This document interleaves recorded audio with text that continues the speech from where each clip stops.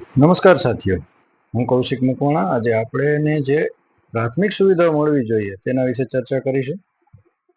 ગુજરાત સરકાર તરફથી મળતી મુખ્ય 10 પ્રાથમિક સુવિધાઓ, જેમાં પહેલા નંબરે રહેઠાણ મકાન માટેની સુવિધાઓ. પ્રધાનમંત્રી આવાસ યોજના PMAY ગરીબો અને મધ્યમ વર્ગ માટે મફત કે સબસિડીયુક્ત મકાન મળે છે કે નહીં. ઘર બાંધવા માટે સહાય, લોન પર સબસિડી. 2 નંબર પાણીની સુવિધાઓ. હર ઘર નળ યોજના હોવી જોઈએ, જેમાં દરેક ઘરમાં પીવાનું શુદ્ધ નળનું પાણી મફતમાં પહોંચાડવાનું લક્ષ્ય. ખોરાક શુદ્ધતા માટે પાણી પરીક્ષણ અને ફ્લોરાઇડ રિમૂવલ પ્લાન્ટ હોવા જોઈએ. 3 નંબર વીજળીની સુવિધાઓ, જેમાં સૌભાગ્ય યોજના દરેક ઘરમાં વીજળી પહોંચાડવી. મફત વીજળીના જોડાણો ગરીબ પરિવારો માટે હોવા જોઈએ.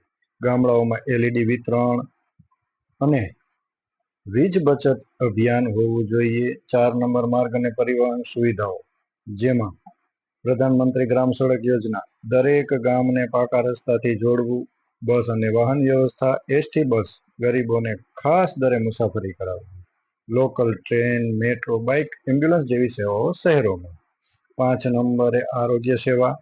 આયુષ્માન ભારત યોજના 5 લાખ રૂપિયા સુધીનો મફત સારવાર કવરેજ, જે દરેક ગામના લોકોને મળવું અનિવાર્ય છે. મફત આરોગ્ય તપાસણી, દવા, મા અને બાળકો માટે પોષણ સેવા. PHC કેન્દ્ર, પ્રાથમિક આરોગ્ય કેન્દ્ર, CHC કોમ્યુનિટી હેલ્થ સેન્ટર હોવું જોઈએ. તેમજ TB, રક્તદાન, મધર ચાઇલ્ડ કાર્ડ સેવાઓની સુવિધાઓ ઉપલબ્ધ હોવી જોઈએ. 6 નંબર શિક્ષણ સુવિધાઓ. શિક્ષણ સુવિધામાં સરકારી પ્રાથમિક, ઉચ્ચતર માધ્યમિક શાળાઓ, મફત પાઠ્યપુસ્તકો, યુનિફોર્મ, મધ્યાહન ભોજન યોજના હોવી જોઈએ. સ્કોલરશિપ યોજના SC, ST, OBC જનરલની વિવિધ સહાયમાં. Mission school of excellence Gujarat રાજ્યમાં છે કે નહીં, ચાલુ હોવી જોઈએ. અન્ન સુરક્ષામાં મફત અનાજ, રાશન કાર્ડથી અનાજ, મકાઈ, ઘઉં, ચોખા, ખાંડ કેટલા પ્રમાણમાં મળવું જોઈએ. તેમજ તેના ઉપર નફરત પર આધારિત નહીં, દરેક માટે મફત અનાજ યોજના હોવી જોઈએ. 8 નંબર નાણાકીય સહાય અને પેન્શન યોજનાઓ, જેમાં વૃદ્ધ પેન્શન, વિધવા પેન્શન, અપંગ પેન્શન યોજનામાં આવા લોકો હેરાન પરેશાન ન થઈ શકે તેના માટે કોઈ એક દિવસ પંચાયતે ફાળવવો જોઈએ. મુખ્યમંત્રી સહાય યોજના હોવી જોઈએ. બિના મૂલ્ય બેંક ખાતું જનધન યોજના હોવી જોઈએ. કિસાન સન્માન યોજના હોવી જોઈએ.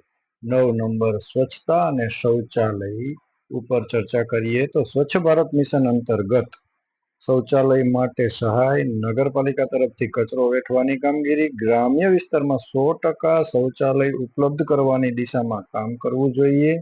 ડિજિટલ સુવિધાઓ 10 નંબરે CSC કોમન સર્વિસ સેન્ટર, જેની અંદર આધાર કાર્ડ નકલ, પેન કાર્ડ જેવા ડોક્યુમેન્ટરી વર્કો માટે પ્રજાને સમસ્યા ન થાય તેના માટે આવી સુવિધાઓ હોવી જોઈએ.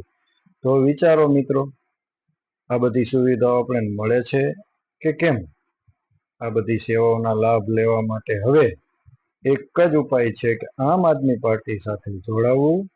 જોડાવા માટે મિસ કોલ કરો 9512040404, 9512040404, અને જે મેસેજ આવે તે મારા નંબર 9825963624, બીજી વાર 9825963624 પર મોકલવા વિનંતી. આભાર.